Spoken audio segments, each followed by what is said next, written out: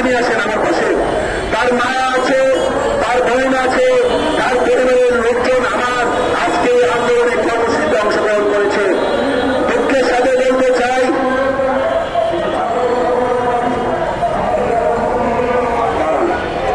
দেখেন আমার পাশে যে বৃদ্ধ মহিলাটি দাঁড়িয়ে আছে, কুড়িগ্রাম বরুণবাড়ি থেকে এই 400 কিলো রাস্তা পাড়ি দিয়ে আজকের এই কর্মসূচি হবে বলে এই বৃদ্ধ মা বাবা তার সন্তানকে বাঁচানোর জন্য, মুক্তির জন্য পাশে দাঁড়িয়েছে।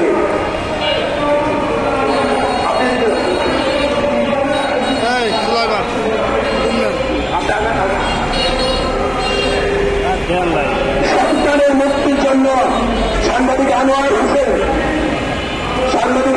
হোসেন তৎকালীন ওসি মনিরুজ্জামান বরুণবাড়ি থানার পুলিশ সুপারের দুর্নীতি অনিয়ন্ত্রণে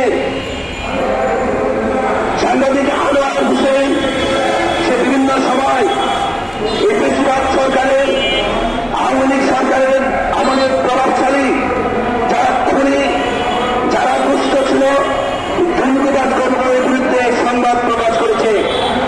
সে কারণে সাংবাদিক আনোয়ার হোসেন ছাত্র জীবনে ছাত্রদলের সদস্য ছিল।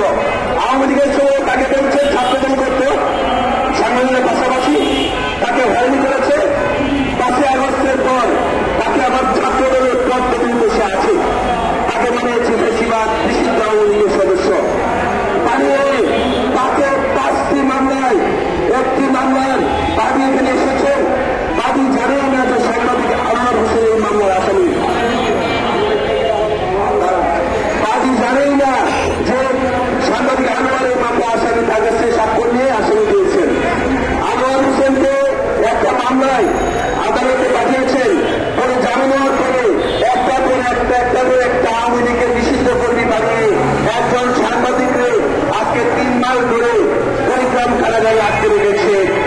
আপনারা বলেন বরুণবাড়ি ওসি সাহেব কত বড়